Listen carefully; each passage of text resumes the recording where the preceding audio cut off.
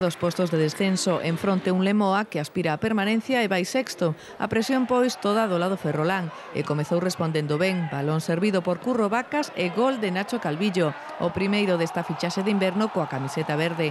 Os locais da Malata conseguían adiantarse no minuto 19. Nunha primeira parte na que o Lemoa renunciou ao balón e ao fútbol, pero unha única chegada serviulles aos vascos para empatar. A acción aderezada con graves erros defensivos do Racing. Entrando na área, Rebollo pasa o balón a Lambarri para que marque o empate a un gol. Non fixeron máis os vascos ata o descanso e os de Luisito tentaban xogar o balón, pero sen moita claridade. Aínda así, o partido ofreceu unha segunda parte emocionante. O Lemoa é o máximo goleador da categoría, pero na Malata as porterías quedáronlle pequenas en 3 ocasións. Lambarri cabeceou o traveseiro. Claras tamén as oportunidades que desperdiciou o Racing.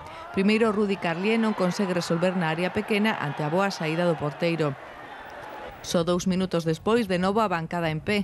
O disparo de Juan Martínez moi desviado case o remata a gol Jonathan Martín. Os feroláns non atinaban, tampouco os vizcaínos. O remate de cabeza de Iker Torre pega no poste. E seguen os despropósitos. Rubén internase na área, centra e Calvillo, que chegaba por detrás, rebata fora. Na outra portería, Rebollo rouba o balón, dispara dende a frontal e pega no traveseiro.